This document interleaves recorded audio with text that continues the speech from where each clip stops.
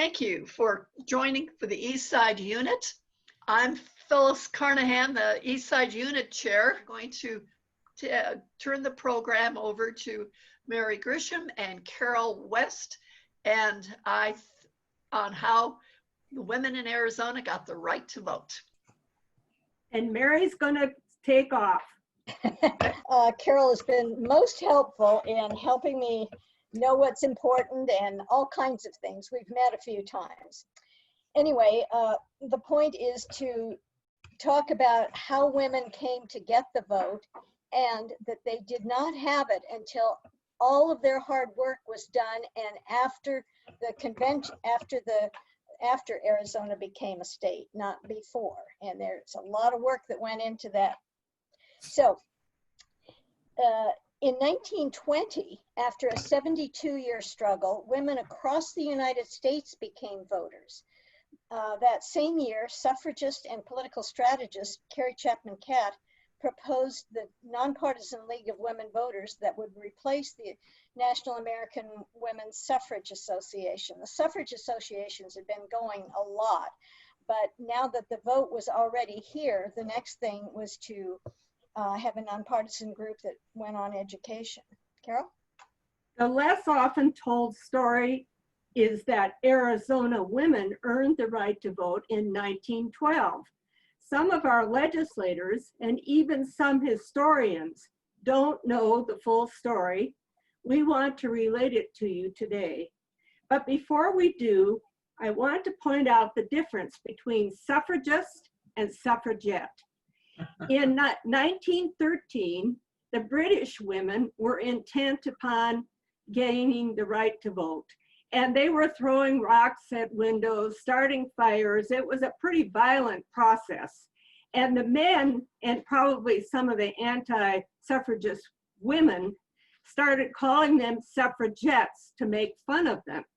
And so that's not a term we want to use because it's derogatory. Suffragist is the word to use. And some of you have heard that there is a book that's been written here in Arizona called Hyenas in Petticoats. Well, that also originated from England.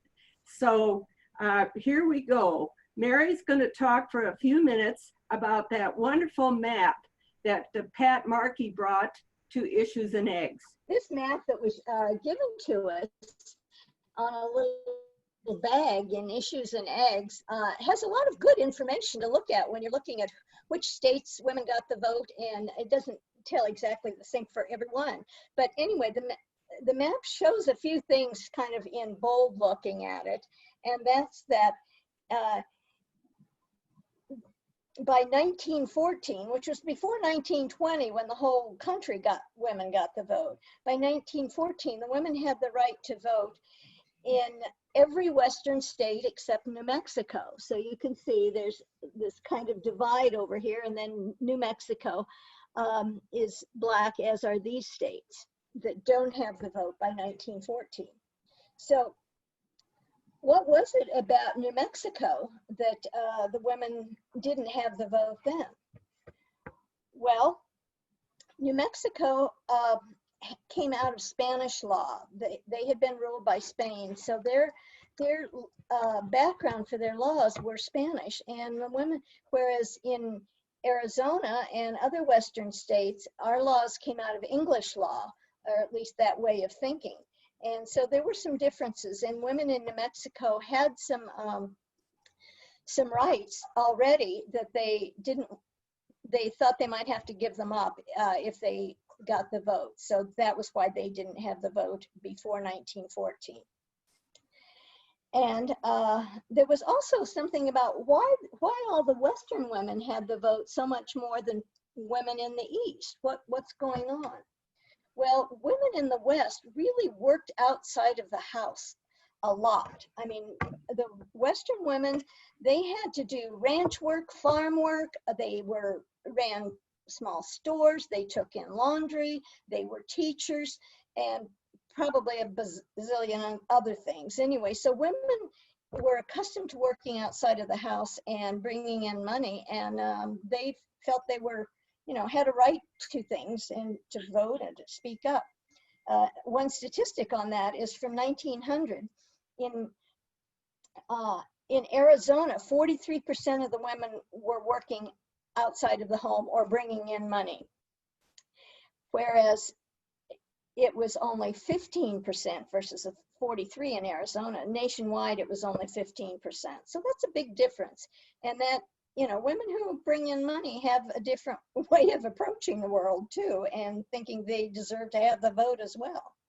Now, women in the South and the East did not have the vote. The South, that had to do with Black men had been given the vote when they, with the amendment, what? 15. Anyway, 15, thank you. So if voting was allowed in southern states for women, that would give all those Black women a vote, and the Congress did not want that, and the states didn't want that. So anyway, that's why the southern states kept out women's voting. And then you see a few up in the East, and those were the Eastern women who their focus was the home, and that was where their power was within the home. They weren't outside on ranches and having jobs so much and so forth. Okay. So that was something about the different types of reasons. And there's a quote here from Frances Munns, Carol's favorite worker in the suffrage movement. Quote, "The ideal Western woman was refined, but could also do hard work, because in the West, women's opinions were more valued than in the East." The Treaty of Guadalupe Hidalgo in 1848 was what brought Arizona into the U.S. The Treaty of Guadalupe Hidalgo is what came at the end of the war that the United States started with Mexico. The United States invaded in Veracruz. And at the end of the war, there was this treaty because Mexico lost.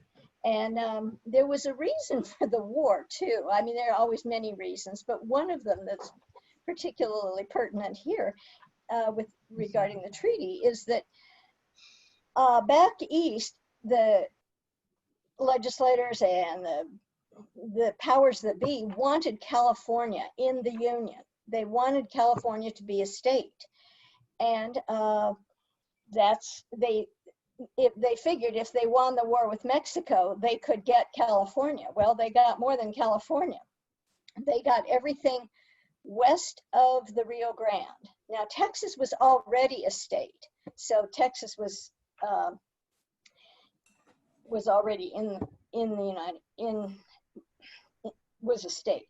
So Arizona and New Mexico came in as one territory, and then the other states that came in with the Treaty of Guadalupe Hidalgo. Just see this bottom of the Oregon border. Everything south of there, that was a lot of territory. Anyway, there was a movement to have Arizona and New Mexico. Arizona and New Mexico was one territory at that point. And there was a movement to separate them. But boy, there was a backlash against that movement. And why do you think that would be, that they didn't want them to be two states coming in? There are two territories. Two democratic states. And also, they didn't want to have double the number of senators and double the number of representatives.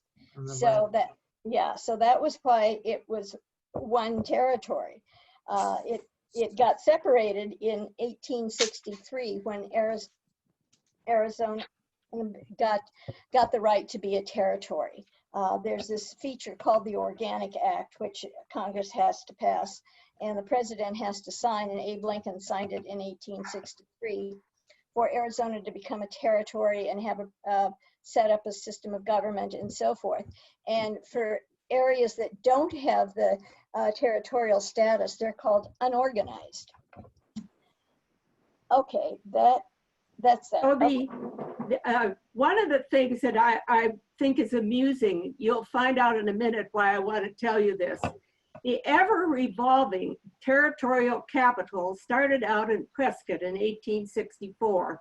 In 1867 to 1877, it was in Tucson. Then it went back to Prescott, finally landing in 1889 permanently in Phoenix. Now, one of the things you may not know, according to Bonnie Henry, in a 2009 Star article, there was a contemplation of naming Phoenix Pumpkinville. Don't you wish that had happened? Wouldn't it have been wonderful to talk about Pumpkinville? So we just threw that in for your amusement. Now Mary's going to talk about statehood. So the Arizona became a territory in 1863, and there were various movements along the way towards statehood. But it didn't become a state until February 14th, 1912. And it wasn't because women didn't try to do that before. They really did. A lot of work in suffrage from practically from the time it became a territory. In 1891, the Arizona Territory decided to have a constitutional convention, meaning they wanted to become a state. But Congress said no. And one of the things that you had to have to become a state was enough voting Anglo population, because Black and Mexican didn't really count, and they didn't want them to vote anyway. So Arizona Territory defied Congress and held a constitutional convention. Josephine, Brawley, Hughes talked to the men, of course, the men at the convention, and others on suffrage, but it was voted down in that convention. And why listen? Why not? Because why would they want to listen to these women? The women couldn't vote, so they had no power. And in the end, the U.S. Congress refused to accept the work of the convention anyway. Many back east scoffed that this upstart territory, Arizona, wanted to be a state. The United States Senate Chair of the Committee on Territories said, "Arizona is just like hell. It lacks water and good society." And by good society, Mary will go into that just briefly here. Mary? The Mexicans. Yeah, I lost your audio, but the emphasis on the Mormons and the Mexicans? Yes. Okay, the Mormons had plural marriages, and it was outlawed by this time. But that had really put off the people who didn't believe in plural marriages. And to think about suffrage for a man with several wives, that gives a whole bunch more votes within, one family, one group. And Mexicans were discriminated against in women's suffrage because they didn't even want Mexican men to vote, even if they were citizens. Because they just didn't, this was thinking on the part of the suffragists who were creatures of their own culture and had the same, racist outlooks as the outer culture did too. They considered the Mexicans ignorant, and they figured they didn't read and they wouldn't know stuff and they wouldn't vote the right way. And that was one of the things that these suffragists did, many of them. They really strategized to see, okay, how's this group going to vote? What do we have to do? And do we want them in if they're not going to vote the way we want on this suffrage issue? So that was the Mormons and the Mexicans. But just incidentally, as part of this talk, there were other people that were excluded, even when the Constitution and the vote did come.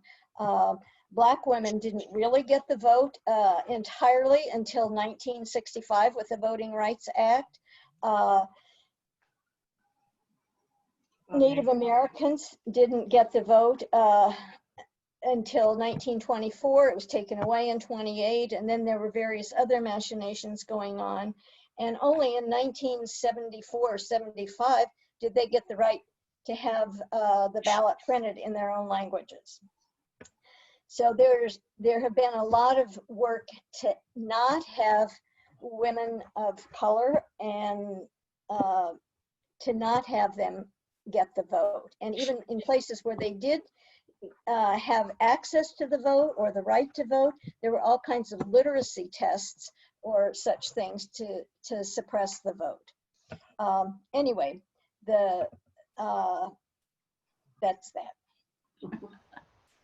So some of you have heard about Josephine Brawley Hughes. There are lots and lots of people in Tucson who are pretty proud of her. She and her husband, Lewis, came to Tucson from Pennsylvania in 1872. He was an attorney. She was a teacher and suffragist who was a friend of Susan B. Anthony. He had an interest in the newspaper, the Arizona Star, and practiced law. Her husband was the territorial governor, Lewis Hughes, and he was the governor in the late 1890s. And while he was in Phoenix as governor, Josephine ran the Star, the newspaper, and turned it into the first daily newspaper in the territory. The Arizona Daily Star. She wrote many editorials on temperance. Josephine was really an anti-saloon gal, and she wrote editorials on temperance, suffrage, and other issues. And one of the things, she was really anti-Mormon too, and it was very overt. While Josephine ran the Star, she started giving their employees their paychecks on Mondays rather than on Saturdays. That way, the paycheck went home instead of going to the saloon. In C.L. Sonickson's wonderful history of Tucson, he talks about Josephine Brawley Hughes and her husband and describes them as missionaries to darkest Arizona. She was intent upon remodeling her fellow citizens with temperance and also the vote for women. She was very outspoken and opinionated. You either liked her or you didn't. Arizona was not a peaceful place at this time, but some liked it just the way it was, rough and tumble. The saloons were the center of activity in communities. Why change that? Some of the things that went on in the saloons was it was a place for the men to gather as a social place. So it had social things going on, and of course you could drink in a saloon, and politics. Not only was politics discussed, but it was performed. There were all kinds of backroom deals going on in the saloons too. And in the performance of politics in the saloon, sometimes the votes were done in the saloon. That was where voting took place. So by 1899, there was a draft amendment in the territorial legislature to give women the vote. Josephine Brawley Hughes and others were instrumental in bringing this forward. She, of course, also favored temperance, and the legislators knew and feared that. That measure did not pass. In 1898, Carrie Chapman Catt came to Arizona. She could see that suffrage wasn't progressing. She thanked Josephine Brawley Hughes for all of her hard work and suggested that perhaps some younger women could take over. She appointed Pauline O'Neill as the chair of the suffrage organization in Arizona, with Frances Willard Munns as the corresponding secretary. They were a great partnership. They organized the entire state into units for women's suffrage. Women all over the state became engaged in the cause, or actually it was a territory at the time. Did you, oh, okay. So should women, so the question is, should women's vote be about social change and equality?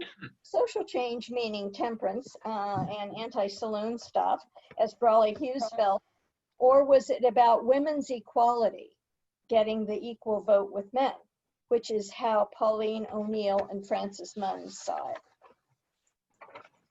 These two women, Pauline O'Neill and Frances, note the hat, the feather hat.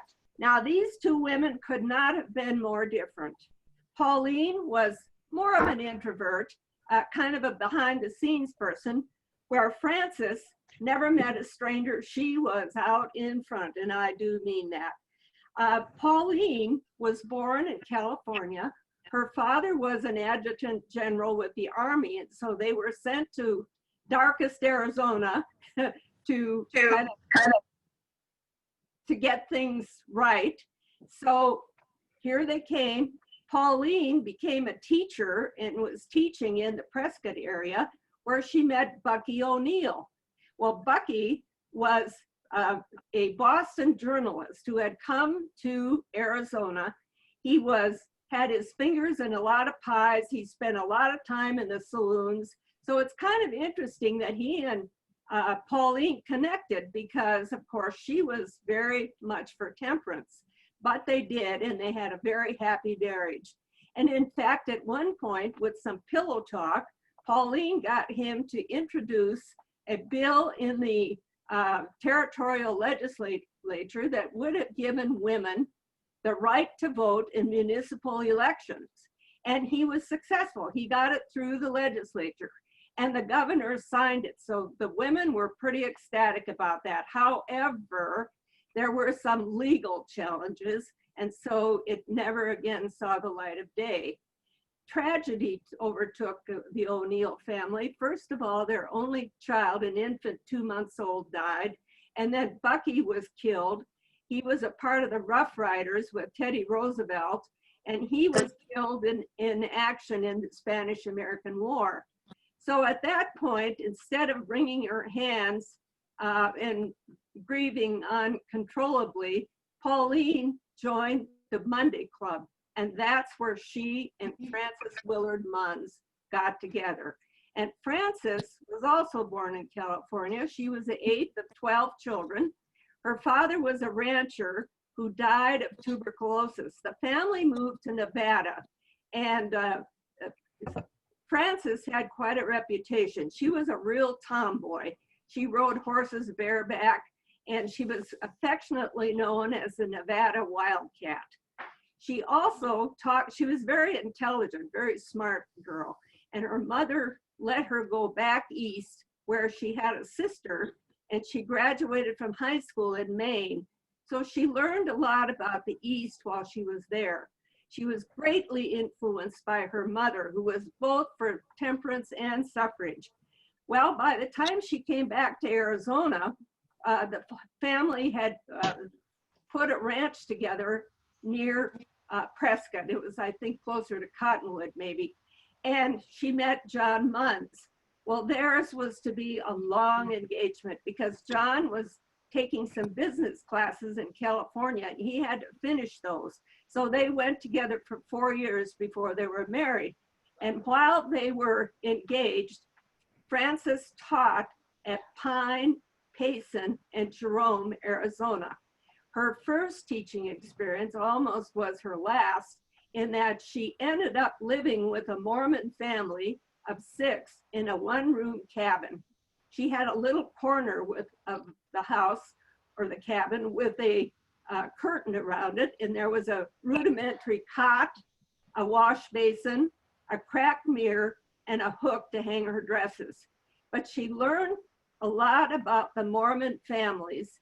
They were very supportive of her and wanted their children to be well educated, and they worked together to help one another. And Frances became very pleased with them, and of course didn't leave them out when it came to the suffrage issue. When she married John Munns, she wasn't content to be Mrs. John Munns. She was Frances Willard Munns. Every press release, everything she did, Frances Willard Munns. And as you know, Frances Willard was a distant relative of hers who started the Women Christian Temperance Union. So that's a part of that little tidbit that you didn't know. But I think John Munns must have been a very, very understanding and secure man to allow all this to go on. Harry Chapman Catt wanted women to purify the legislative process to gain the vote. None of this trading votes and backroom deals. She thought issues should be decided on their merits. However, Frances Willard Munns knew that how the system worked was that they did do deals, and they would have to run with that if they wanted to reach their goal of getting the vote for women in Arizona. She called Carrie Chapman Catt naive. And there were some differences between the national people that came out to help with the campaigns to get the women's vote and the local women like Munns especially and Pauline O'Neill, who really knew how things worked here. So there was a quote from Frances Munns having to do with this, purity idea that we don't do any backroom deals. Our legislation should go on its merit. Frances Munns said, and she said it in this book, we'll give you the details on this later, but it's Winning Their Place, How Arizona Women in Politics, 1883 to 1950. Anyway, Frances Munns said in 1913, the national suffragists can talk all they want about educating the dear public, but a little political strategy will overbalance all the education you do in 1,000 years. So that was her realistic look. By the 1903 legislative session, there were enough men in favor to pass the measure in the legislature. And Pauline O'Neill was a real strategist here. She suggested to the Speaker and the President of the Senate that they hold up a bill that everybody really wanted first and then vote for suffrage, and then they could have their cake after that, get that labor bill passed. And sure enough, that worked. However, Territorial Governor Alexander Brody vetoed it.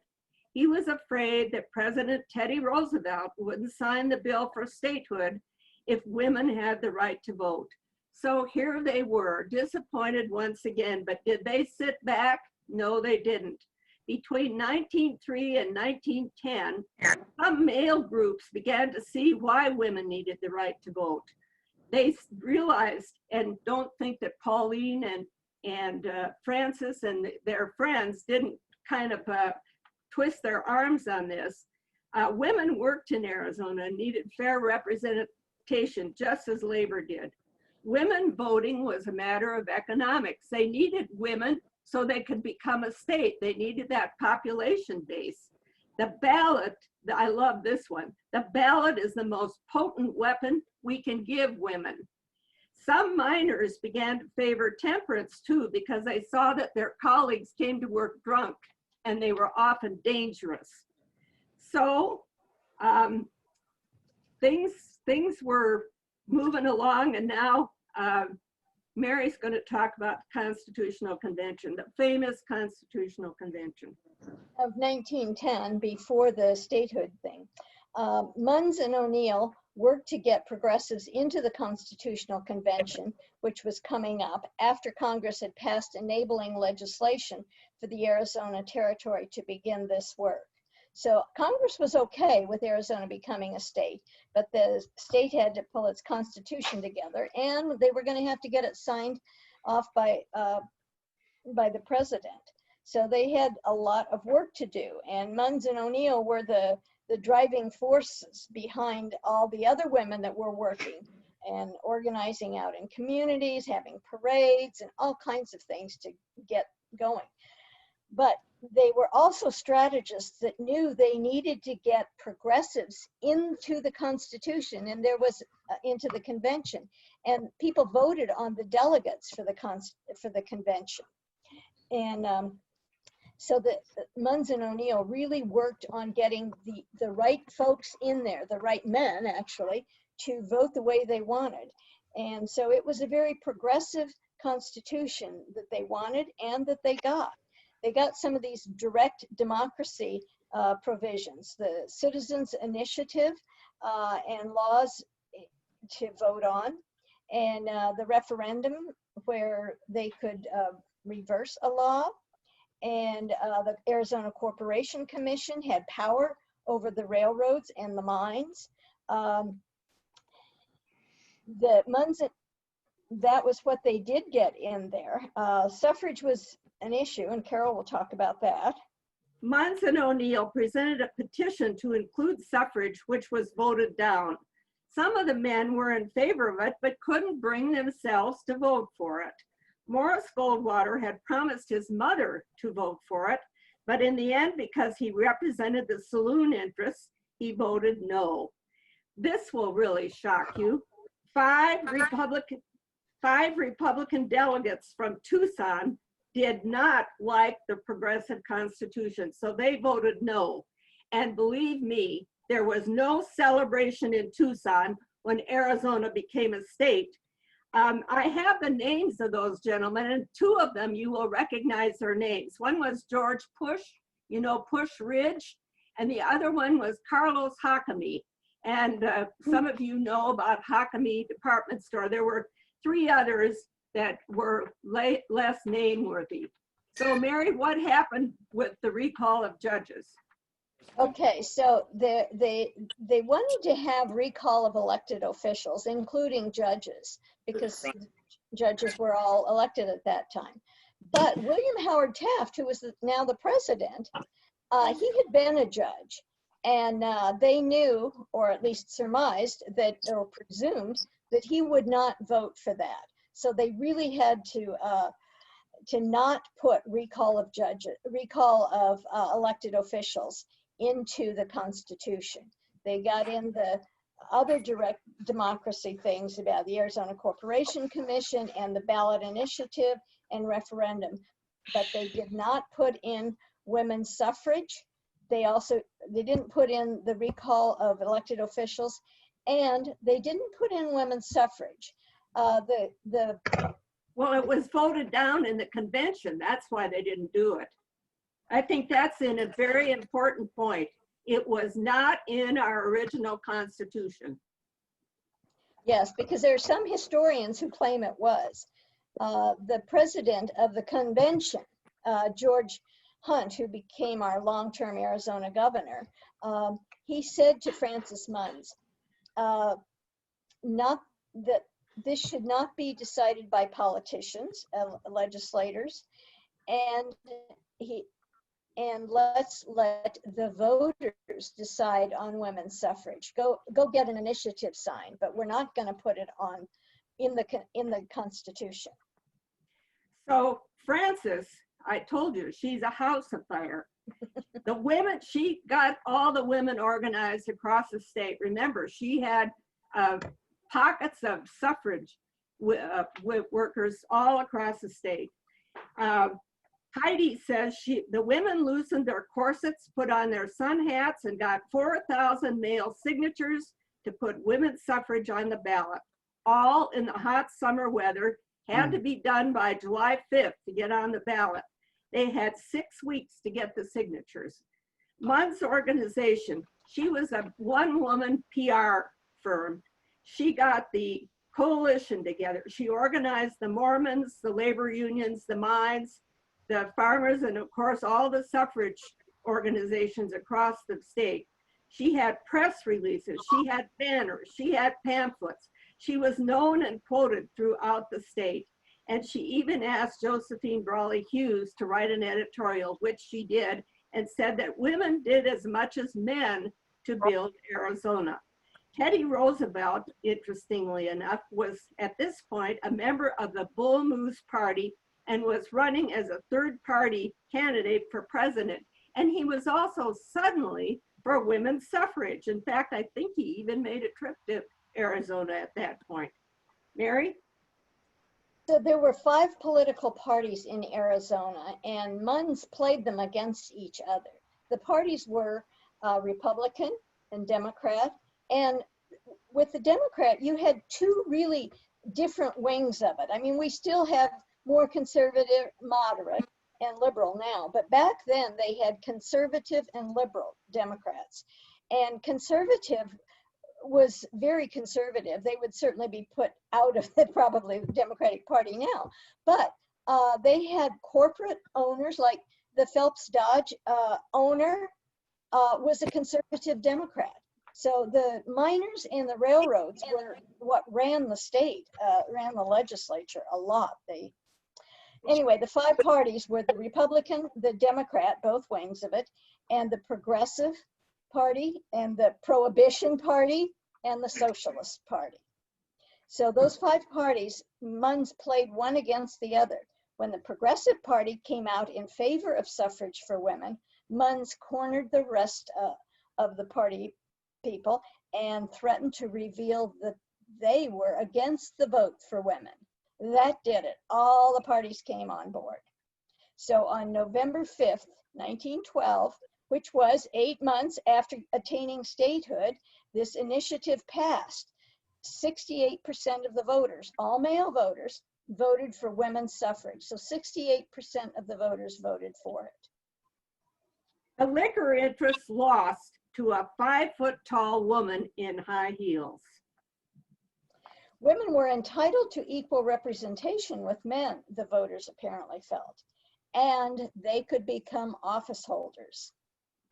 In 1914, Frances Willard Munns ran for the Arizona Senate and was elected. She served from 1915 to 1917. She was the second woman nationwide to aspire and be elected to this office. Martha Cannon of Utah was the first.